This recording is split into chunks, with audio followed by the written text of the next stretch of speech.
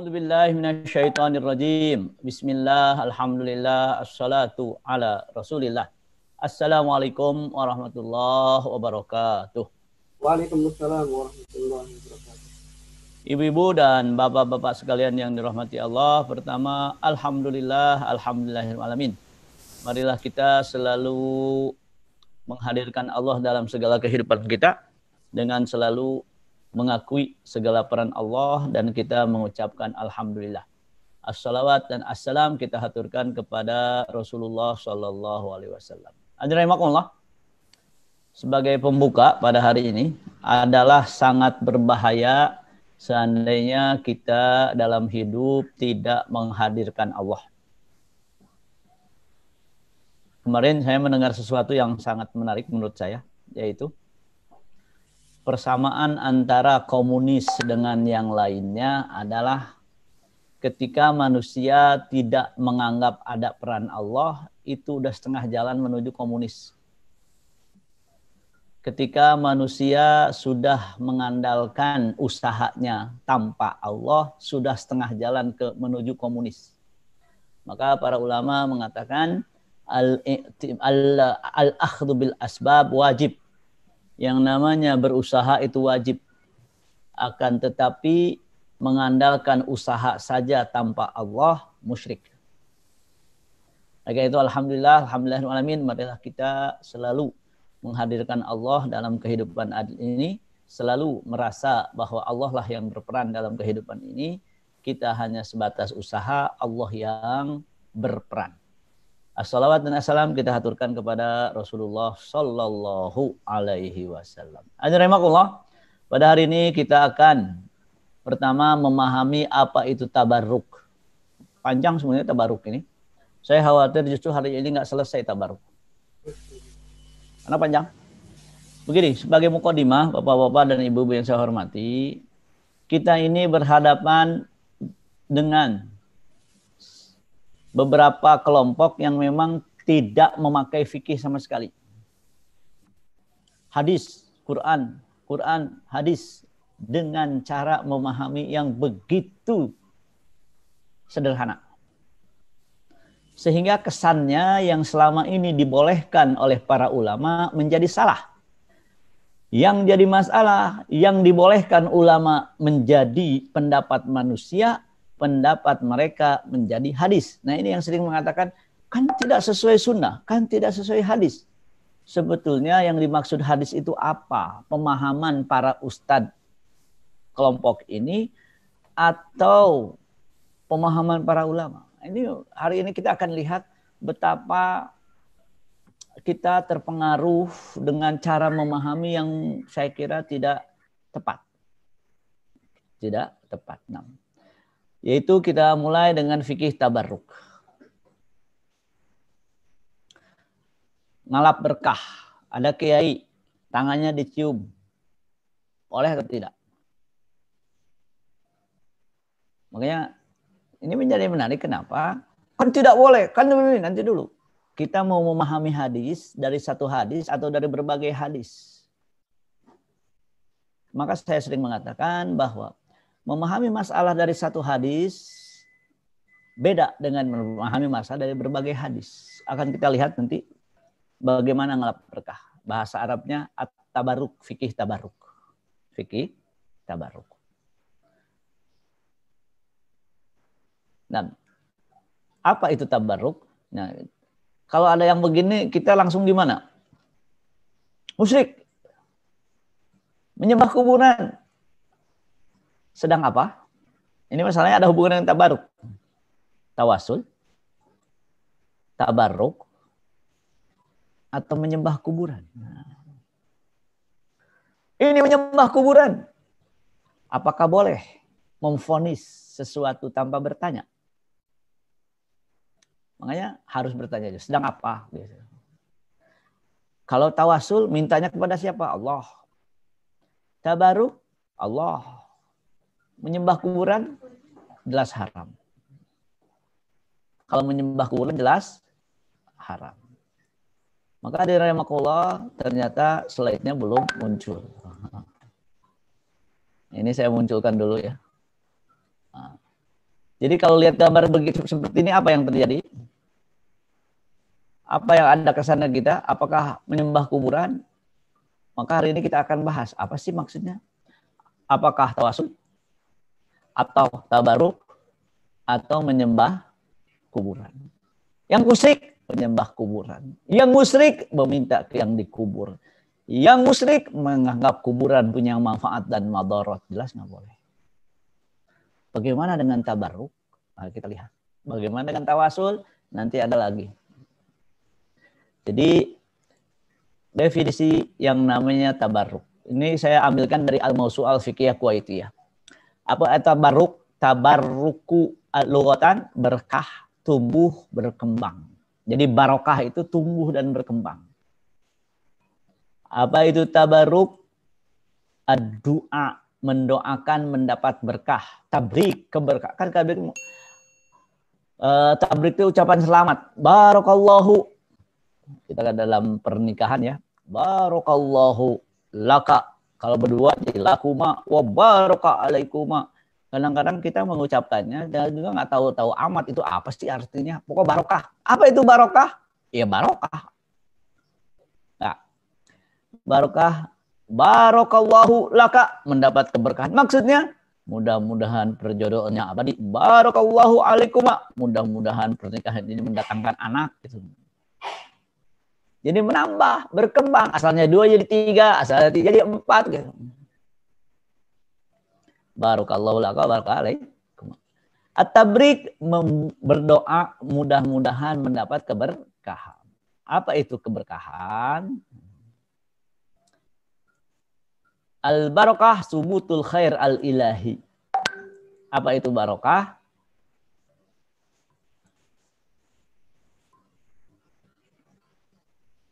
Berkah adanya kebaikan dari Allah pada sesuatu. Secara umum apa tabarruk? Mencari keberadaan kebaikan dari Allah.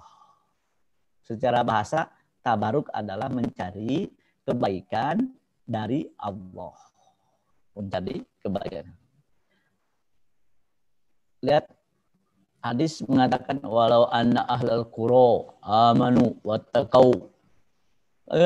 Lau kana ahlul qura amanu wattaqau, lafatahna alaihim barokat minas sama wal ard. Al-barokat, kebaikan yang Allah turunkan. Zikrun mubarakun. Mubarak kebaikan. Adanya kebaikan. Maka apa itu atabarruk dalam istilah? Talabu thubutil khair al-ilahi fi syai'. Mencari keberadaan kebaikan dari Allah dalam sesuatu. Itu baru secara bahasa. Namun saya ingin secara istilah mencari keberadaan kebaikan dari Allah dalam sesuatu. Namun, slide selanjutnya akan menjelaskan tentang perbedaan tabaruk. Lihat. Antara tabaruk dengan usaha, supaya jelas perbedaannya kita lihat perbandingan. Ada orang sakit datang ke dokter berobat. Ada orang sakit meminum air zam-zam. Apa bedanya? Pertama, yang disebut al-akhdhu bil asbab, bisabab. Usaha real gitu. Usaha real. Dokter memeriksa sakit apa? Sakit batuk. Kenapa? Ada bakteri. Dicarikan obat pembunuh bakterinya. Al-akhdhu bisabab. Al-akhdhu bisabab. Ada hubungan sebab akibat gitu. Ada usaha hubungan sebab. Jadi real gitu. Apa sakitnya? Oh ini luka. Lukanya kenapa? Infeksi. Kalau begitu dibunuh wallahualam bakteri atau apa. Kemudian dikasih obat untuk membunuh bakterinya. Sembuh. Sebab akibat. Sebab akibat. Luka supaya tidak tumbuh bakteri. Dikasih alkohol. Bakterinya mati. Lukanya kering. Sebab akibat. Itu usaha. Itu usaha. Nah kalau tabarruk apa? Tanpa ada hubungan sebab akibat. Apa hubungannya air zam-zam dengan sembuh? Wallahu alam. Penyakitnya wallahu alam. Kanker, minum air zam-zam, sembuh. Nggak ada hubungannya. Tabar. Jadi sebab konkret, sebab abstrak. Sebab konkret dan sebab abstrak. Nah, maka hadirinmakumullah, beda. Apa yang sama? Dua-duanya yang menyembuhkan Allah. Dua-duanya yang menyembuhkan siapa? Allah, bukan yang lain. Jadi ada titik samanya, ada. Apa titik samanya? Sama-sama yang menyembuhkan Allah, beda cara. Tadi pagi saya sedikit diskusi dengan teman-teman dari Sudan ya, melalui grup. Saya bilang gini, sekarang dalam konteks corona, yang satu tidak ke masjid. Kenapa? Al-akhdhu bisabab, usaha. Kata Allah, jauhi firra minal mazlum kama tafirru minal asad. Lari dari penyakit menular seperti kalian lari dari singa. Jadi usahakan maksimal supaya tidak terkena penyakit. Pakai masker, tidak ke masjid. Kalau ke masjid pakai masker, jaga jarak. Itu namanya al-akhdhu bil as-sabab. Berusaha dengan yang konkret. Kemudian yang kedua, tabaruk. Bagaimana? Masjid kan berkah. Masjid kan berkah. Dengan keberkahan masjid, kita apa? Bebaskan diri kita masing-masing dari corona. Saya kadang-kadang, aduh, ini memang nggak bisa digabung. Yang satu pakai al-akhdhu bis-sabab, yang satu pakai, kan mirip gini. Sakit ke dokter, sakit baca Yasin. Loh, kenapa? Memang masalahnya masalah satu pakai tabarruk, yang satu lagi pakai al-akhdhu bis-sabab. Ada orang katakanlah ingin mudah belajar. Yang satu belajar serius. Jadi kata Ustadz Miftah, sering datang ke pengajian. Yang satu lagi tirakat, puasa tiap hari pengen pinter. Loh, kenapa? Ya memang ini masalahnya satu pakai tabaruk, satu pakai usaha. Maksud usaha di sini al-akhdhu bis-sabab ya. Yang konkret dengan yang tidak konkret, yang abstrak. Kalau yang berobat itu ketahuan hukum sebab akibatnya. Bagaimana cara menghafal? Diulang-ulang, hafal. Kan sebab akibat. Bagaimana cara menghafal? Banyak puasa, akhirnya menghafalnya mudah. Loh, yang satu pakai tabaruk, yang satu pakai al-akhdhu bis-sabab. Nah, supaya mengurangi perpecahan, saya akan melihat begini, maaf. Yang berhaluan sufi atau saudara kita di jamaah tabligh lebih cenderung memakai tabarruk. Maka kan kami, kata saya pernah lihat di di video ya, di WA yang di-share. Kami di Madura tetap sholat di masjid, tidak jaga jarak. Tetap ramai. Kenapa? Dan kami tidak ada kasus corona, katanya. Waduh, ini al-akhdhu bil tabarruk. Yang lain lagi pakai physical distancing, pakai ke masjid. Oh, memang saya bilang ini yang satu tetap kepada Allah tapi pakai tabarruk, yang satu tetap kepada Allah pakai al-akhdhu bil sabab. Terus mana? Sebetulnya dua-duanya pernah terjadi, tapi memang kalau secara kasus langsung per kasus gitu ya, memang kalau dalam kasus corona dihindari ada al-akhdhu bis sabab. Al-akhdhu bis sabab. Saya kadang-kadang mikir lagi kalau begitu ya memang gimana? Pendekatannya dua-duanya ada. Pendekatan keduanya ada. Jadi ya tidak usah heran kalau seandainya kok dia begini, ya sudahlah, yang mudah-mudahan kayak tadi, yang satu ke dokter, yang satu minum air Zam-zam. Beda cara. Nah, namun yang jadi masalah adalah kalau begitu bagaimana? Ya kita karena ya kalau secara syariat pendekatan dua-duanya ada. Tapi yang satu lagi misalkan karena diperintahkan bukan ulil amri, karena tidak setiap pimpinan itu ulil amri. Kesalahan mereka yang tidak mau demo, kesalahan mereka yang tidak mau menasehati pemimpin, itu karena menganggap semua ulil amri. Padahal dalam fikih tidak ulil amri itu. Nah, sekarang apakah tabaruk ada istilah yang mirip? Ada. Tawassul. Mendekatkan diri kepada Allah dengan amal soleh untuk mencapai sesuatu. Tawassul. Ingin sukses belajar, banyak sedekah. Apa hubungan belajar dengan sedekah? Nggak ada. Tapi tawassul. Kok nggak ada hubungannya? Asyafa'ah, berdoa untuk orang yang meminta didoakan. Ada orang datang Rasulullah, tolong doakan saya, itu namanya syafa'ah. Istighatsah, meminta tolong. Ketiga istilah ini ditambah tabaruk, sama dalam hal apa? Usaha memperoleh sesuatu tidak dengan sebab langsung. Jadi tadi ada tabaruk. Tawasul. Agak mirip tawasul, tabaruk, tawasul. Syafa'ah. Kemudian istighosah. Maknanya ingin memperoleh sesuatu tapi tidak melakukan sebab secara langsung. Karena keyakinan semuanya Allah. Kalau Allah menghendaki pakai sebab, nggak pakai sebab, jadi itu. Nah memang saya lihat, kalau saya mau membagi ya, ada namanya pergerakan Islam. Biasanya pakai al-akhdhu bisabab. Yang satu lagi ada sufi dan yang lainnya. Itu biasanya lebih cenderung kepada ke yang lain. Jadi kalau mau pintar, tirakat, puasa. Kalau yang harokah Islamiyah, pergerakan Islam, belajar habis-habisan.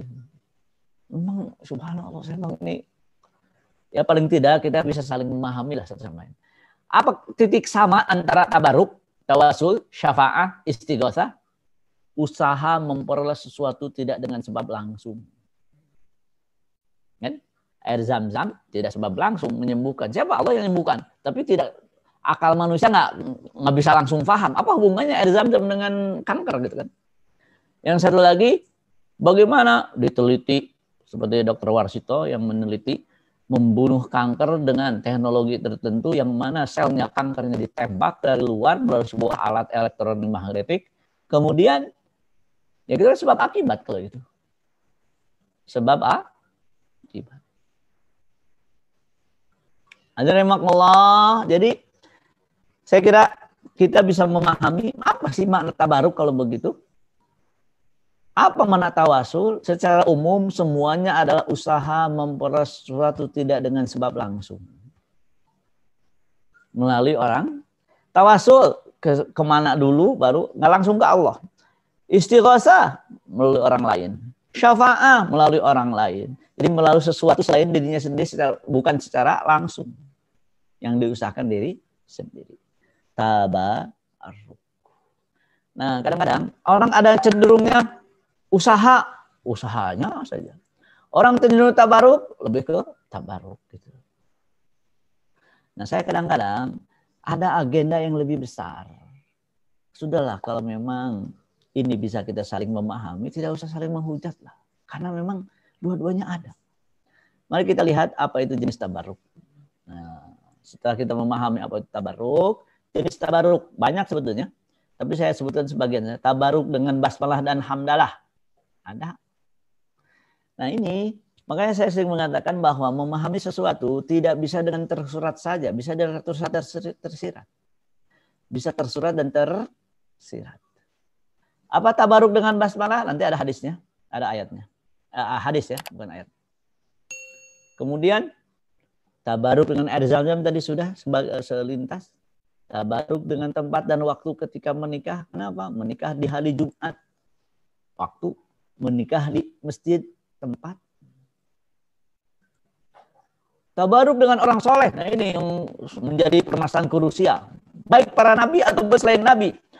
Nanti akan saya sebutkan betapa sahabat tabaruk dengan nabi. Kemudian yang lain mengatakan mazhab 4. Tabaruk dengan nabi berarti tabaruk dengan manusia. Tabaruk dengan nabi berarti tabaruk dengan orang soleh. Bagaimana hukumnya tabaruk dengan orang soleh?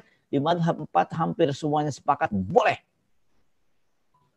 Yang saya agak kaget, saya sendiri kaget sebetulnya. Semuanya membolehkan tabaruk, termasuk ada orang soleh, tangannya dicium. Termasuk tabaruk. Dan dibolehkan di mazhab 4. Nah, sekarang gini. Apakah mungkin mazhab 4 membolehkan tapi dibid'ahkan?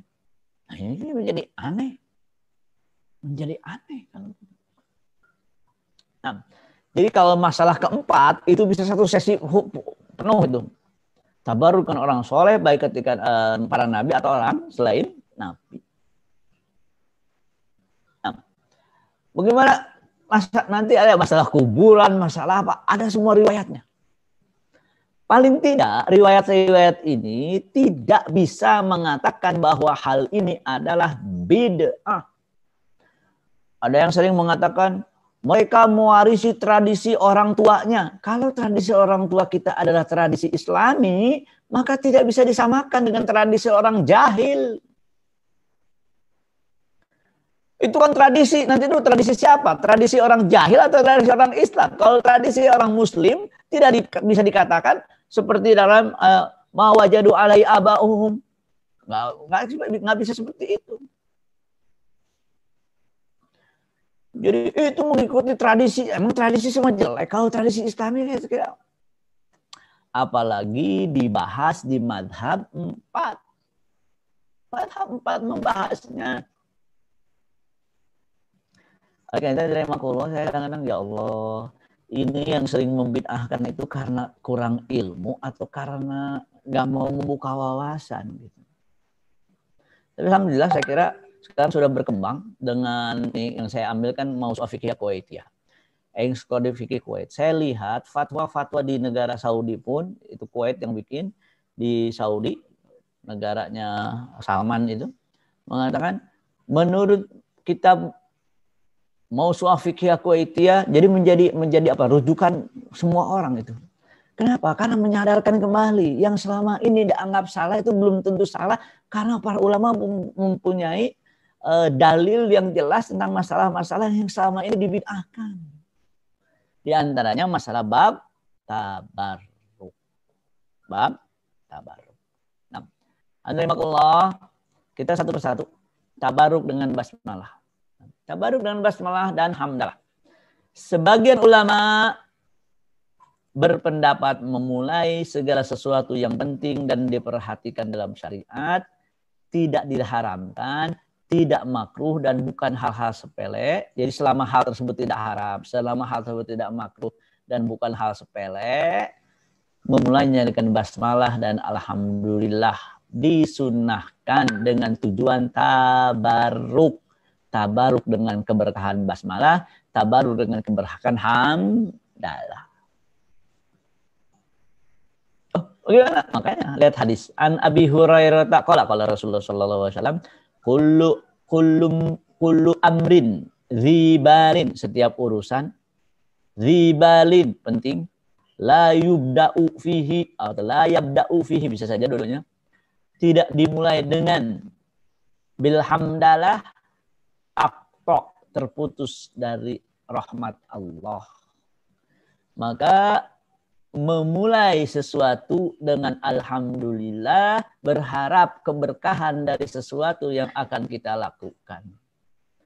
Ini yang jadi menarik, kok mulainya dengan alhamdulillah? Lah hadisnya alhamdulillah. La yubda'u fihi bilhamdillah.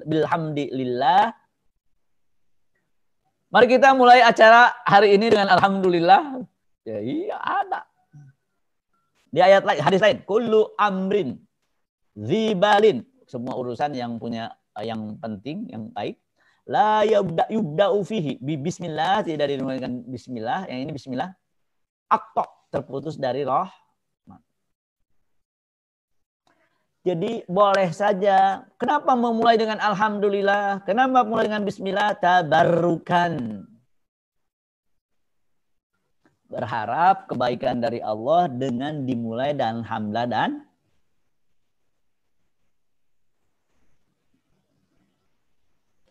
sebagian ulama, apa maksud dari alhamdulillah? Apa maksud dengan bismillah? Zikir. Al-murad bilhamdi lillah zikrullah ta'ala. Pertanyaannya, apa hukumnya memulai acara dengan membaca Al-Quran? Tidak Rasulullah lakukan, tapi Bismillah dengan alhamdulillah disebut zikir, Quran afdhalul zikri. Kalau begitu bagaimana hukumnya memulai acara dengan tilawah Al-Quran? Rasulullah tidak melakukan. Memang Rasulullah tidak melakukan. Tapi ada hadis secara tersirat mengatakan bahwa mulailah dengan bismillah dan alhamdulillah. Imam Nawawi mengatakan yang dimaksud bismillah, yang dimaksud alhamdulillah adalah mulailah dengan zikir kepada Allah. Pertanyaannya, apa hukumnya memulai acara dengan salawat? Zikir. Kalau begitu boleh dong. Tabarukan. Tabar. Maka di sini konsep yang mengatakan apakah sunnah? Saya sering ya Allah, kenapa harus berkatakan apakah sunnah? Itu pertanyaan sangat baik kalau memang memahami sunnahnya dengan baik. Tapi kalau sunnah adalah dilakukan, sunnah adalah makna tersurat bukan makna tersirat, itu menjadi bahaya. Lihat apa kata Imam Nawawi. Al-murad bilhamdi lillah, zikrullah. Berarti boleh dong baca apa? Baca salawat. Kita mulai dengan salawat, boleh. Kita mulai dengan tilawah, boleh. Kenapa? Kan zikrun. Yang lebih bahaya lagi, ini pendapat Nawawi atau pendapat Rasul? Masya Allah. Pendapat Ustadz Anda bukan pendapat Rasul. Lihat apa dalam kitab Faidul Qadir. Annal murada bilhamdi ma huwa a'ammu min lafdihi. Lebih umum dari kalimat alhamdu. Lebih umum dari kalimat basmalah. Wa annahu laisal qastu bi khususu lafdihi. Falatunafi baina riwayatai alhamdu wal basmalah. Maksudnya kedua riwayat ini. Satu dengan basmalah. Satu dengan bismillah. Maksudnya bukan basmalah, bukan alhamdulillah. Maksudnya mulai dengan zikir. Baik tilawah atau sholawat. Maka tidak bisa dikatakan memulai acara dengan tilawah Al-Quran bid'ah. Kan Rasulullah menyuruhnya berzikir mulai. Makanya ada makna tersurat, ada makna tersirat. Kalau ini kan makna tersirat, nggak langsung. Maksudnya zikir, bukan sekedar basmalah atau atau alhamdulillah. Jadi rahimakumullah dari pendekat ini ada tabarukan. Apa itu tabaruk? Berharap kebaikan. Makanya mulailah dengan tilawah. Ayo kita mulai dengan tilawah. Oke. Alhamdulillah kita mulai dengan salawat. Oke. Kenapa? Zikrun. Jadi bapak-bapak dan ibu-ibu yang saya hormati, di sini kita melihat ya Allah. Betapa saya kadang-kadang ya menyayangkan sekali. Ini tidak dilakukan Rasulullah. Ini tidak dicontohkan Rasulullah. Memang tidak dicontohkan. Akan tetapi ada hadis secara tersirat menyebutkan itu zikir. Zikir itu boleh kapanpun, dimanapun, dengan cara apapun. Baik dengan sholawat atau dengan tilawah. Misalkan bagaimana saya memulainya. Memulai sesuatu dengan sholat, silakan. Bismillah, alhamdulillah. Pokoknya zikir terserah. Nah kalau di kita kan agak aneh. Mari kita mulai acara dengan apa? Alhamdulillah. Kaget orang. Kok alhamdulillah memulai? Padahal khutbah Jumat itu dimulai dengan alhamdulillah. Innal hamdalillah nahmaduhu wa nasta'inuhu. Giliran khutbah boleh pakai alhamdulillah. Coba satu hari mulai acara. Ibu-ibu dan bapak-bapak sekalian, mari kita mulai acara ini dengan mengucapkan alhamdulillahirabbil alamin. Mengong. Oh, kok alhamdulillah? Padahal itu semuanya zikr. Jadi hari rahimakumullah saya secara pribadi semakin membahas masalah fikih dengan begitu mendetil, semakin jelas kesalahan mereka yang sering bertanya apakah sunnah, itu pertanyaan oke, tapi tolong makna sunnahnya itu harus direvisi. Yaitu tidak sunnah belum tentu bid'ah. Kadang tidak sunnah, Rasulullah tidak melakukan, tapi ada hadis tersirat menunjukkannya boleh, ya sudah boleh. Maka saya lebih menganjurkan, mari kita belajar fikih, bukan belajar kajian sunnah. Kan kajian sunnahnya benar, tapi sebagian orang memberi maknanya terlalu sempit sehingga menganggap orang lain salah semua. Lihat, salah satu kesalahan mereka. Nggak apa-apa. Kalau pemerintah itu nggak boleh dinasihati dengan demo. Datang, ngobrol, empat mata, kalau terima alhamdulillah. Padahal Imam Ali pernah memprotes Utsman bin Affan ketika haji. Seorang sahabat pernah memprotes. Jadi ada seorang khalifah di Bani Umayyah. Dia khutbah Jumat dengan ketika doa Allahumma ngangkat tangan begini. Seorang sahabat ketika khutbah Jumat, kan nggak boleh bicara khutbah Jumat, angkat tangan. Betapa buruknya kedua tangan yang kau miliki. Kenapa? Itu khalifah di depan umum lagi khutbah Jumat. Rasulullah ketika berdoa hanya cukup dengan tunjuk begini saja. Kenapa engkau pakai dua tangan? Diprotes depan umum loh. Kadang-kadang udahlah kita doain aja, ya Allah. Jadi kita semakin luas ilmu, semakin tahu juga ini orang ngacongnya minta ampun. Macam sekali. Kan ada hadis, alaikum bisunnati wa sunnati khulafa'ir rasyidin. Sunnah khulafa'ir rasyidin berarti sunnah di situ makna yang paling besar adalah berpolitik, bukan sunnah yang lain. Kenapa? Sunnahnya berhubungan dengan khulafa'ir rasyidin. Tolong dalam memahami hadis jangan pesanan kerajaan gitu. Ya kalau udah pesanan kerajaannya gimana? Segala pokoknya raja maunya apa terserah dah. Memang tuduhan ini katakanlah perlu bukti. Kalau saya buktinya sudah banyak. Tapi yang jadi masalah kenapa mereka begitu alergi terhadap mereka yang ingin merubah kemungkaran sehingga dihancurkannya habis-habisan. Saya bilang subhanallah, subhanallah. Ya kalau perlu satu hari kita debat aja lah supaya jelas ya. Nah, jadi rahimakumullah, bab tabaruk dengan basmalah, bab tabaruk dengan hamdalah. Pertanyaan saya, apa hukum membaca Al-Fatihah sebelum acara atau sebelum berdoa? Mari kita berdoa kepada Allah Subhanahu wa taala. Al-Fatihah. Tidak sunnah, nanti dulu. Tidak sunnah apakah bid'ah? Lihat saya nukilkan dari dari sebuah situs. Wa amal ibtida'u fi du'aika bil Fatihah, memulai doamu dengan Al-Fatihah, fala haraja alaika fi, tidak masalah. Li'anna al-Fatihah tasmul as-sana 'ala Allah, karena di antara doa itu apa? Memuji Allah dulu, dan Fatihah isinya pujian kepada Allah. Kenapa nggak boleh? Subhanallah. Subhanallah. Jadi diantaranya kenapa Fatihah dulu? Ya kalau diantaranya tabaruk dulu. Mudah-mudahan doa kita diampuni. Ada tabaruk, ada tawasul. Al-Fatihah. Allahumma, kalau kita itu doa.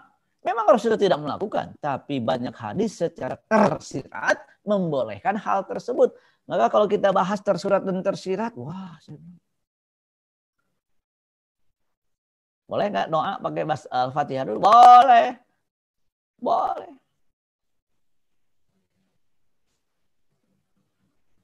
Jadi jangan salah, ini bid'ah nih, Fatihah dulu doanya. Makanya kajiannya jangan kajian sunnah.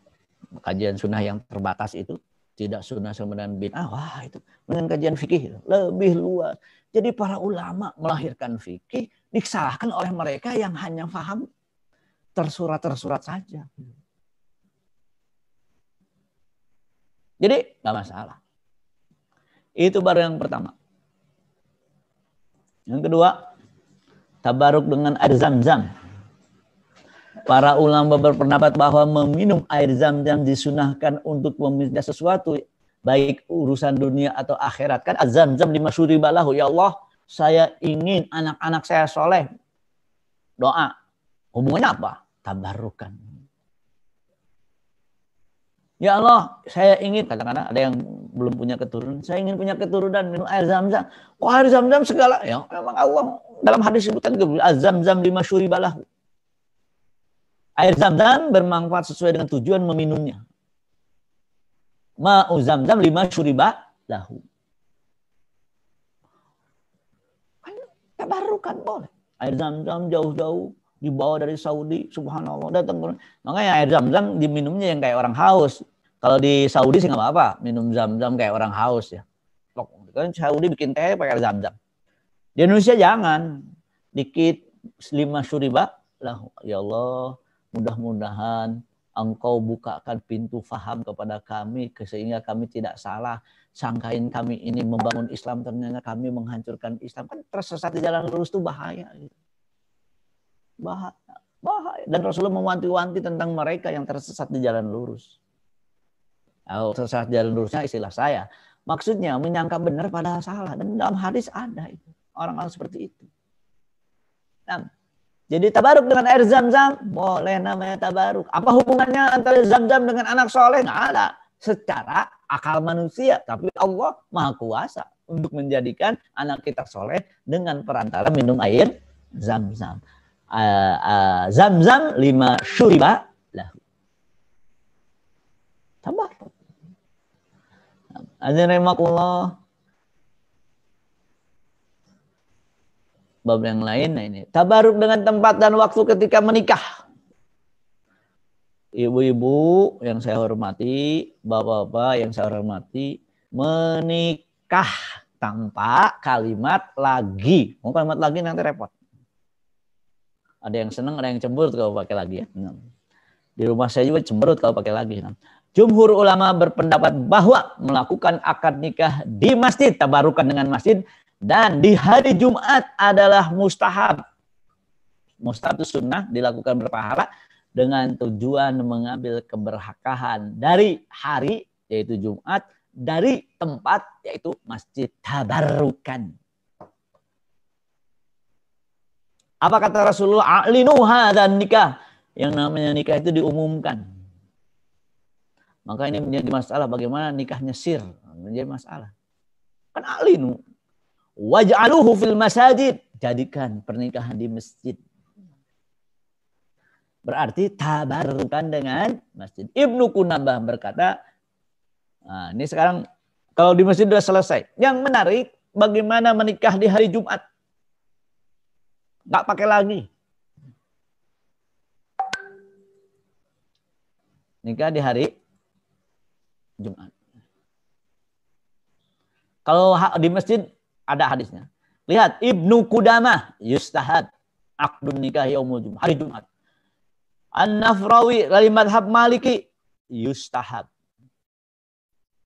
Zakaria Ansari Syafi'i apa?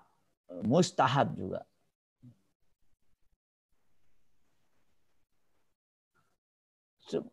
Yang satu lagi Ibnu Humam mustahab. Mana hadisnya? Tidak ada. Apa dalilnya? Ulama salaf melakukan. Kemudian apa dalilnya? Yaum Jumat itu berkah. Maka diharapkan keberkahan dalam pernikahan karena nikah di hari Jumat. Itu namanya tabarruk. Hari Jumat hari berkah. Berharap Allah agar Allah memberkahinya pernikahan ini. Karena hari penuh berkah, di hari Jumat berharap keberkahan. Tidak ada hadis sahih yang menyebutkan nikah di hari Jumat. Tidak ada hadis sahih yang menyuruh. Tidak ada hadis sahih Rasulullah melakukan. Akan tetapi para sahabat salafus soleh menganjurkannya, melakukannya, menikah di hari Jumat. Nah ini menggugurkan konsep. Emang disuruh? Tidak. Emang dilakukan? Tidak. Apakah sunnah? Tidak. Apakah bid'ah? Tidak. Kenapa? Karena hari Jumat adalah hari berkah. Berharap keberkahan dari hari Jumat. Maka apa? Dianjurkan mustahab menikah di hari Jumat. Berarti tabaruk ada. Memang ada. Memang ada. Kemudian rahimakumullah, ini pernah dibahas sedikit antara istilah mustahab dan bid'ah. Ternyata memang jauh ya. Mustahab itu memang tidak sunnah tapi berpahala. Kalau sunnah harus dilakukan Rasul. Kalau sunnah harus ada perintah Rasul. Tapi mustahab walaupun tidak ada perintah Rasul atau tidak dilakukan tetap berpahala. Maka tidak otomatis tidak sunnah sama dengan bid'ah menurut permasalahan ini. Kita lewat. Nah ini tabaruk dengan orang soleh, baik para nabi ataupun selain nabi. Tadi saya kira nanti kita lanjutkan di sesi selanjutnya bagaimana tabaruk dengan para nabi dan orang soleh. Tapi hari ini saya akan tunjukkan beberapa hadis saja. Tabaruk dengan orang soleh itu ada dua, ada nabi, ada selain nabi. Nabi ketika masih hidup, setelah meninggal. Orang soleh kan ada selain nabi, ketika masih hidup dan ketika setelah meninggal. Apakah boleh gitu? Bagaimana tabaruk dengan nabi ketika masih hidup? Banyak riwayat. Bagaimana tabaruk dengan nabi setelah meninggal? Banyak riwayat. Yang lebih menarik lagi, nabi tabaruk dengan wudu sahabat. Oh, gimana? Berarti ada namanya tabaruk. Suatu hari Rasulullah SAW ditanya sahabat, Rasulullah, mau kami ambilkan air baru atau kami ambilkan air bekas wudhu sahabat? Kata Rasulullah, bekas wudhu sahabat. Nanti itu dibahas secara khusus. Jadi tabaruk dengan orang soleh, jenis keempat, itu dibagi dua. Orang soleh ada nabi, ada selain nabi. Bagaimana kalau ketika masih hidup? Jelas, ada riwayatnya. Bagaimana tabaruk ketika nabi setelah meninggal? Ada riwayatnya. Selain nabi, bagaimana tabaruk ketika masih hidup? Imam Syafi'i melakukannya.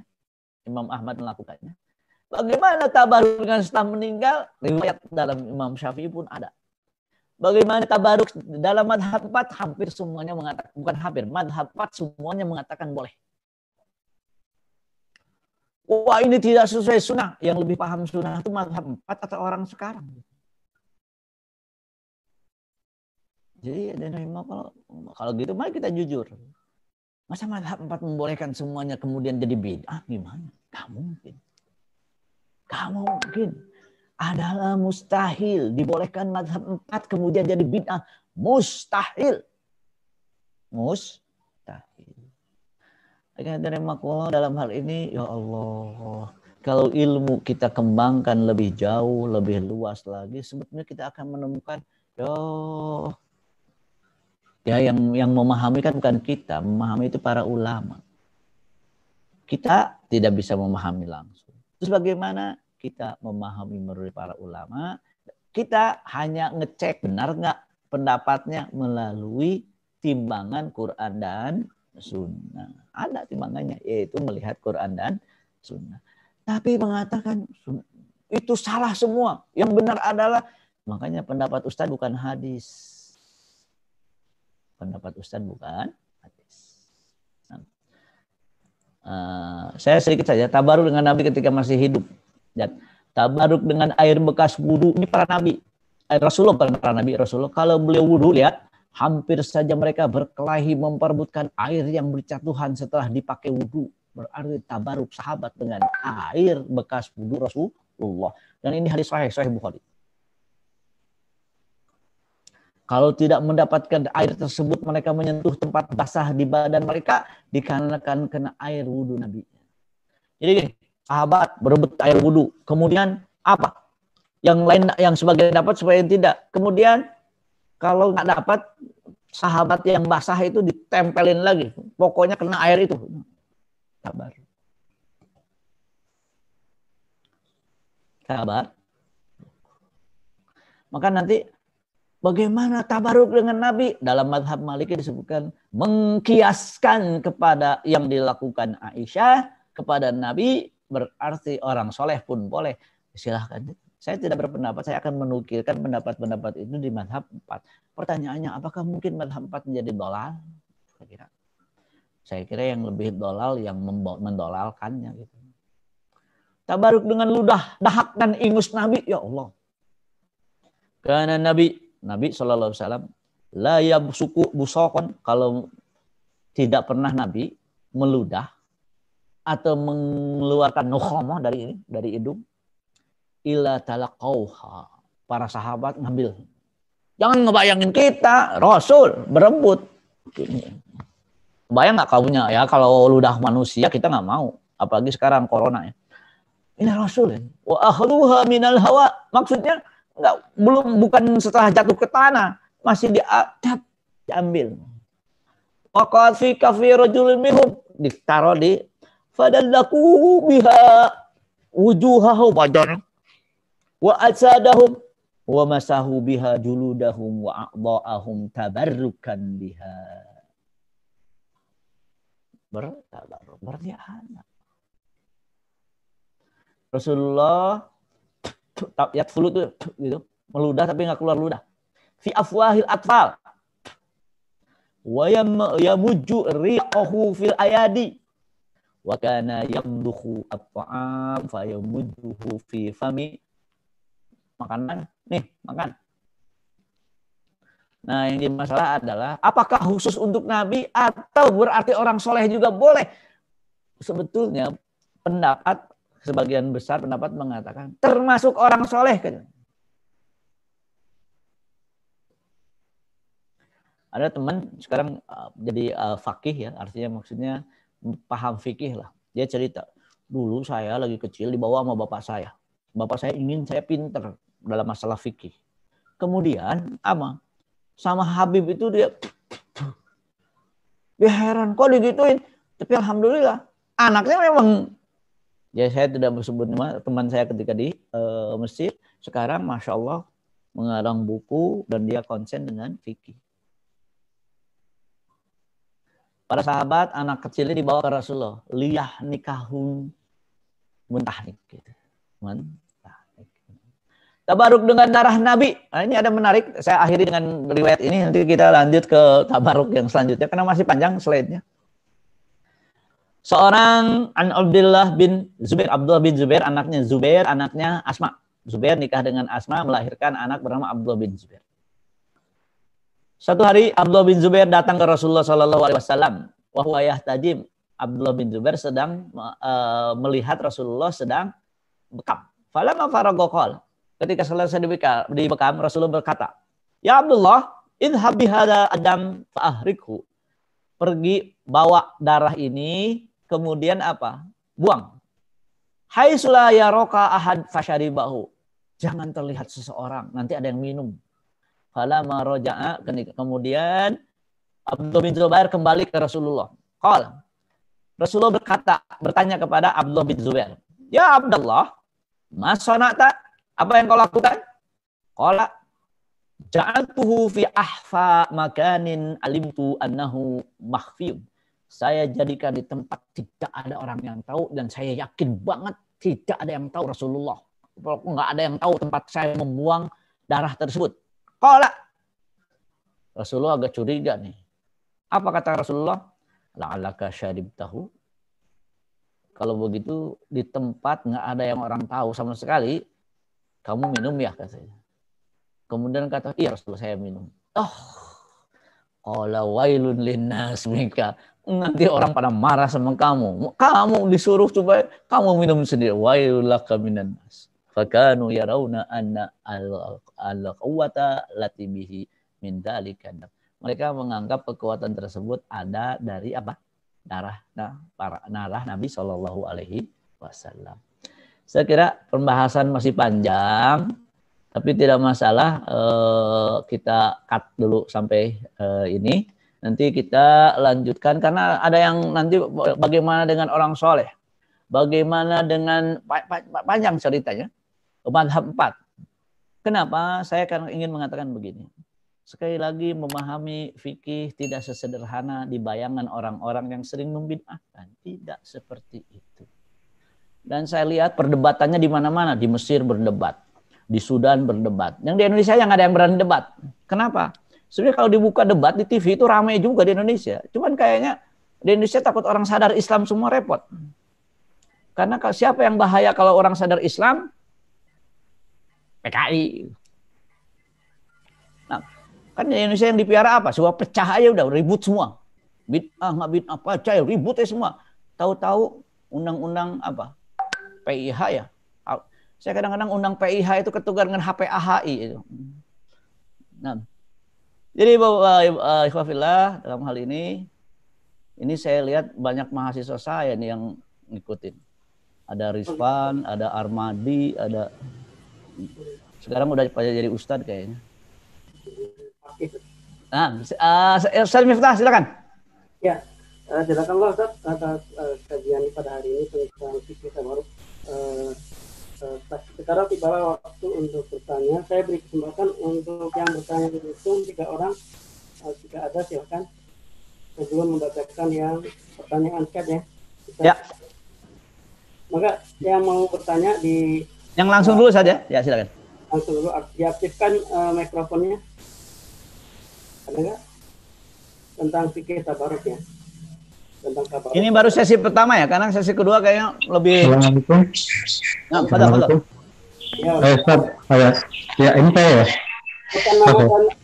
Ya, nama Dodo dari Kebayoran Lama. Gimana? Dodo dari Kebayoran Lama. Oh, Kebayoran Lama. Dekat Muaimin ya. Iya, betul, Ustaz. Hayakallah, Ustaz. Barakallahu fikum. Barakallah. Ustaz, Afwan mau tanya, Anda kan sempat waktu itu lihat ada beberapa ini ya, yang dilakukan oleh beberapa teman juga, itu dia menuliskan ayat Quran di bajunya. Tapi tujuannya sih untuk tabaruk, bukan sebagai apa namanya, supaya kebal atau segala macam. Itu bagaimana, Ustaz? Sebetulnya babnya panjang ya. Kalau bahkan saya Sabik itu mengatakan kalau di antara hal yang dibolehkan dalam berobat dalam kitab fikih sunnah, kalau mereka tidak, ini sebagai kias ya, kalau mereka tidak bisa membaca, maka kami tuliskan ayat-ayat tersebut atau hadis-hadis tersebut, hadis sahih, di sebuah tulisan, kemudian diberi air dan kami beri minum ke mereka. Itu kalau lihat berobat seperti itu, bukan akhdhu bis sabab, tapi itu menjadi tabarruk gitu. Menjadi tabarruk. Namun permasalahannya kalau di pakaian, dari sisi apa yang jadi masalah? Saddud dzara'i. Jangan sampai dia lupa dibawa cuci di WC, bahaya. Maka kalau begitu bagaimana hukumnya? Sebetulnya tidak masalah, cuman yang dikhawatirkan adalah kalau seandainya terbawa ke tempat yang dilarang membawa tulisan Al-Qur'an tersebut. Misalkan kalau sekali tulis pakai kapur hilang nggak masalah gitu kan. Tapi masalahnya kalau tetap pakai spidol misalkan nggak hilang-hilang, nah masalahnya ketika dicuci jadi masalah. Maka kalaupun dikatakan tidak boleh, kan ada namanya saddud dzara'i. Saddud dzara'i ini sebenarnya boleh, cuman karena menimbulkan sesuatu yang tidak boleh jadi tidak boleh. Gitu saja. Insyaallah. Tapi tadi benar ya. Yang tidak boleh mau demo menumbangkan. Kan dalam fikih ada namanya kapan yang namanya sebuah pemerintahan boleh dijatuhkan, ada dalam fikih. Mau demo kemudian pengen kebal, ya gimana mau kebal? Ya kan yang namanya syahid nggak mungkin. Ya betul tadi yang dikatakan, bukan pengen kebal, betul. Tapi kayaknya ada ke situ dikit ada sih. Nah, apa dengan tulisan kalimat tauhid di topi itu ada sama hukumnya ya? Sebenarnya tidak masalah, sekali lagi selama bisa menghindari hal-hal tersebut dari terbawa ke WC atau yang lainnya gitu. Ya bagaimana hukumnya membuat tulisan tauhid di tengah PKI di mana-mana? Oh ya lain lagi. Jadi makanya kenapa saya sering berbicara masalah fikih maqasid, karena fikih maqasid itu tidak saklek dalam sebuah situasi. Jadi mereka yang nggak pakai maqasid, dableknya minta ampun. Adalah, mungkin agak keras sedikit ini, adalah naif mengatakan taat pemerintah dalam kondisi pemerintahnya tidak bermaslahat untuk yang beriman. Nantilah kita bikin judulnya mafahim gitu, bagaimana siasa, bagaimana banyak sekali yang bisa kita paham. Silakan yang lain. Pertanyaan kedua untuk yang langsung silakan. Yang langsung dulu. Ya. Ini yang nggak langsung udah banyak. Kalau tidak ada, kita beralih ke yang chat ya. Ya. Yang di chat, antum yang bacain atau saya nih? Antum langsung, tapi saya udah pada hilang karena saya tadi keluar ya. Ya, ini kayaknya ini Ustaz Armadi nih dari antum di Kampar di mana Ustaz Armadi? Bagaimana jika tabaruk dengan kuburan-kuburan orang soleh karena ini berkaitan dengan tempat begini? Sebenarnya tadi kalau dilanjutkan akan kita menemukan Imam Syafi'i dalam kitab Tarikh Baghdad bertabaruk dengan kuburan Abu Hanifah. Nanti insya Allah kesempatan selanjutnya akan kita bahas. Kan permasalahan riwayatnya sahih atau tidak? Yang jelas terdapat dalam kitab Tarikh al-Baghdad. Imam Syafi'i. Maka kadang-kadang saya bertanya begini. Tidak ada atau tidak tahu ada. Beda nggak? Tidak ada atau tidak tahu ada? Tidak ada. Jangan-jangan tidak tahu ada. Gitu. Saya sering mengatakan, demo tidak ada di zaman Rasulullah. Tidak ada atau tidak tahu ada. Kenapa? Padahal ada, dia nggak tahu ada. Nah, gitu ya, Ustaz Armadi. Kemudian dari Pak Rudi Hidayat ini. Pak Rudi Hidayat. Pertanyaannya. Saya pernah dengar darah Nabi sehabis dibekam diminum oleh sahabat. Air kencing Nabi diminum oleh sahabat.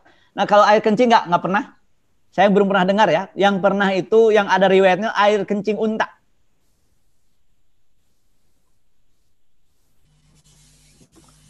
Nah, jadi dengan kencing Nabi saya nggak pernah dengar. Tapi dengan kencing unta pernah ada. Yaitu kaum Uroniyun. Itu hadisnya sahih.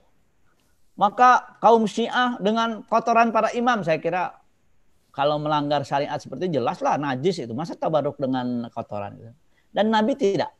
Nah, apa masalahnya dengan unta? Unta itu hewan yang dimakan dagingnya. Maka menjadi permasalahan di mazhab Malik. Kata mazhab Maliki selama hewan tersebut dimakan dagingnya, maka air kencing dan kotorannya tidak najis, maka jual beli kotoran hewan nggak sah menurut mazhab Maliki karena tidak najis. Hewan masalah kambing, sapi gitu, ayam. Gitu. Nah, tapi kalau dengan kencing Nabi saya kira saya secara pribadi tidak menemukannya dan kalau secara makna syariat secara umum nggak mungkin. Kenapa? Ya itu kan jelas najis. Karena Nabi dengan kotoran himar aja udah dilarang, udah melarang. Apakah ada kriteria benda yang diperbolehkan untuk tabaruk atau terbatas hanya air zam-zam atau hanya benda yang berasal dari Nabi saja? Gini. Memang permasalahannya adalah apakah boleh, nanti kita bahas selanjutnya, mengkiaskan antara mengkiaskan orang soleh ke Nabi. Misalkan gini, ini kan Imam Ahmad mengatakan boleh bertabaruk dengan mimbarnya Nabi. Nanti Imam Ahmad ada riwayatnya. Kalau begitu, siapa Nabi? Nabi orang soleh. Kalau begitu, kalau ada orang dianggap soleh, bolehkah kita bertabaruk dengan kursinya? Nanti ada pembahasan tersendiri di situ. Jadi judulnya boleh tidak mengkiaskan orang soleh ke Nabi. Nah, ini jawabannya nanti dengan riwayat saja. Ada riwayat-riwayat tertentu. Kemudian, nah gini, yang tidak boleh adalah ini saya ingin ingatkan. Pedang Nabi, rambut Nabi, permasalahannya siapa yang bisa menjamin itu rambut Nabi, itu pedang Nabi gitu. Kalau bendanya iya, tabaruknya iya dengan rambut Nabi, tapi siapa yang menjamin? Ada sertifikatnya itu rambut Nabi. Kan kita kemudian yang kedua, mukjizat Nabi itu jadi yang mukjizat yang lebih besar dari seorang nabi adalah risalahnya. Saya khawatir tabaruk dengan bendanya dengan apanya lupa dengan riwayat dengan risalahnya gitu. Nah. Kemudian ini dari sebentar Pak Deddy Zulkarnain ya, apakah ada sudah tadi ya? Ini Zahra Afifah, saya kira ini mahasiswi di STIU ya. Ustaz Afwan, apakah para sahabat pernah bertabaruk kepada selain Nabi? Yang ada riwayat Nabi ke sahabat. Yang ada riwayat Imam Syafi'i ke Ahmad, Ahmad ke Syafi'i. Dan di antara sahabat juga ada. Antar sahabat. Maka nanti riwayatnya banyak sekali. Saya lihat tadi pagi, saya ulangi, saya lihat lagi slide-slide-nya. Ternyata banyak juga riwayat. Jadi apakah para sahabat pernah bertabaruk kepada selain Nabi? Sahabat sendiri ya, bukan satu sama lain. Kenapa bertabaruk satu sama lain? Dan diriwayatkan Imam Syafi'i bertabaruk ke Ahmad, Ahmad bertabaruk ke Syafi'i semasa hidup. Setelah hidup Imam Syafi'i bertabaruk ke kuburan Abu Hanifah. Maka panjang riwayat masalah tabaruk ini. Nah, kemudian Pak Humam tadi hayakumullah, Ustadz, bagaimana pandangan ulama tentang baju yang tadi sudah ya, yang secara langsung saya kayak ini. Kemudian juga di sini bagaimana hukum mencium bagian lain dari Ka'bah selain Hajar Aswad dan mengelap-lap kain ke Ka'bah, ini banyak dijumpai. Jazakallah. Begini, pertanyaannya, kalau sunnah tidak sunnah memang Rasulullah hanya 2. Boleh tidak boleh menjadi lain urusan. Menjadi lain. Jadi kalau dari katakanlah dari teori tabaruk memungkinkan boleh. Memungkinkan boleh. Insya Allah nanti ada pembahasan. Kemudian jadi tadi yang pertanyaan, kalau sunnah atau tidak, jelas tidak sunnah. Dan Rasul tidak melakukan. Boleh atau tidak, nah ini lain lagi. Subhanallah, kalau yang di Nuaimi mungkin atau yang walau alam yang ini angkatan 3 pernah ketemu dokter yang namanya Hasan Bashir pernah. Beliau Allahyarham, beliau orang Sudan, dulu ngajar di Nuaimi Jakarta. Walau Armani pernah ketemu nggak? Kemudian waktu itu dia cerita, saya sering dengan beliau. Satu hari dia temannya dari Sudan, Syekh dari Sudan. Ditemukan dia membawa kiswah Ka'bah. Kemudian Syekh Hasan ini mengatakan, ini musibah katanya. Kenapa? Yang membawa kiswah Ka'bah itu yang selama ini sering membid'ah-bid'ahkan. Dia bilang, ini kalau ketahuan kamu hancur katanya. Selama ini kamu membid'ah-bid'ahkan itu dan ini kamu membawa potongan kiswah Ka'bah. Dia sendiri bertabaruk dengan kiswah Ka'bah. Nah, nanti ada pembahasan begini. Masalah tabaruk kalau dihubungkan dengan sadu daro'i ada lagi gitu. Nanti insya Allah kita bahas. Nah. Kemudian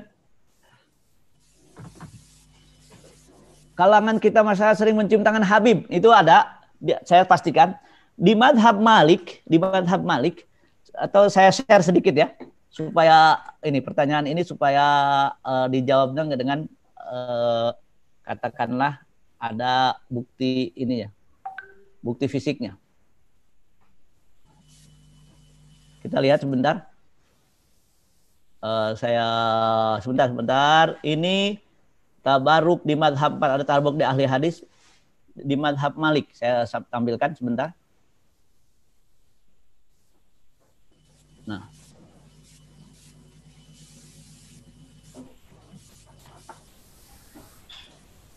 Ada? Di sini Kifayatut Talib jilid kedua halaman 621.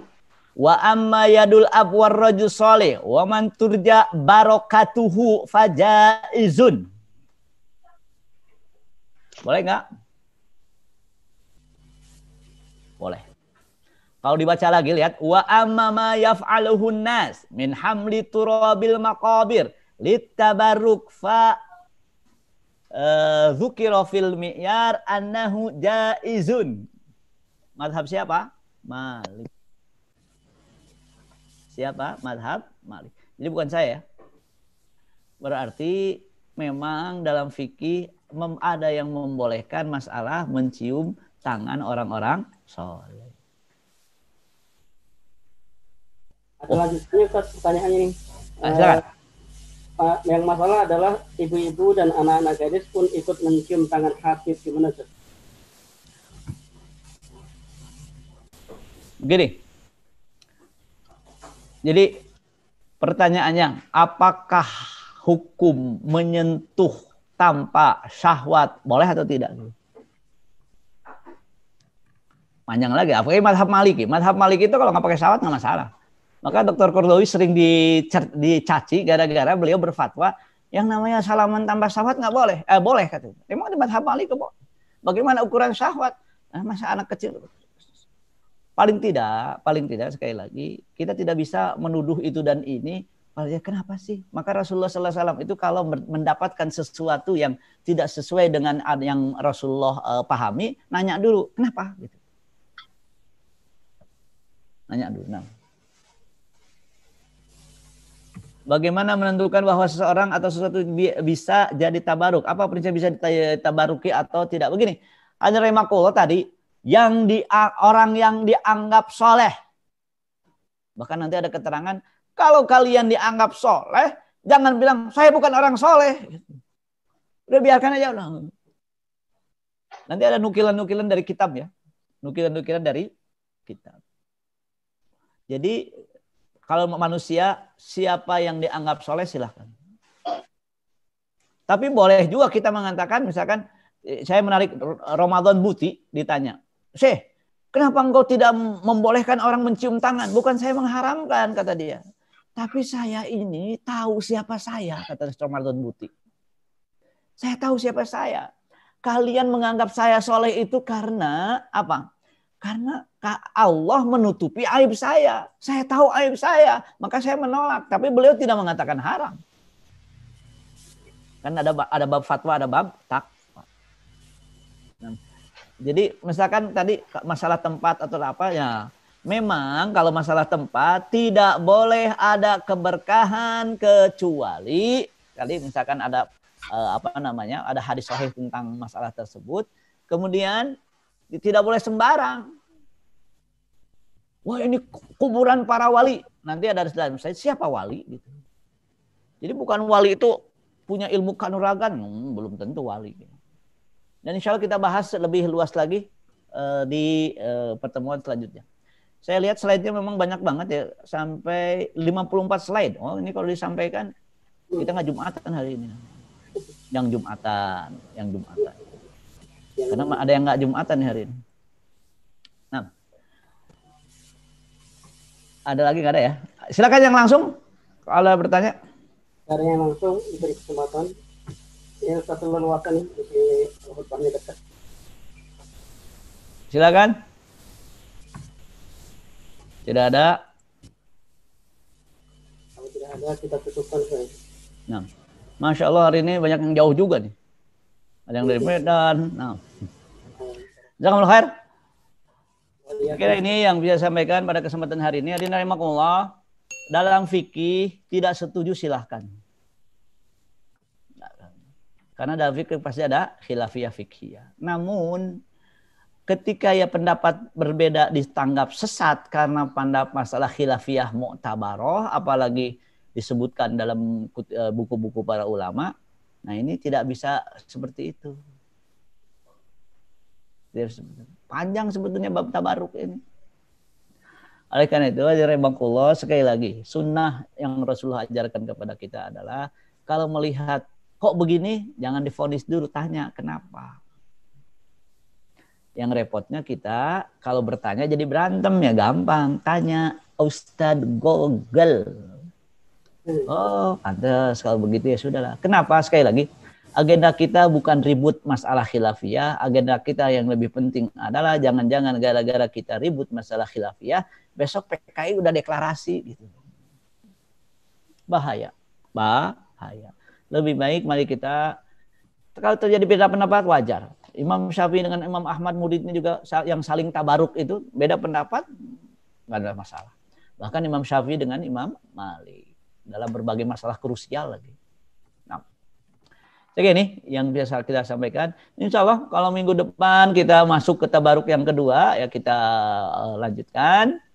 Karena sebenarnya tadinya saya ingin lebih berbicara tentang hal-hal yang saya kira perlu diperbaiki tentang bagaimana menasehati pemimpin. Oh itu hadisnya banyak yang aneh itu.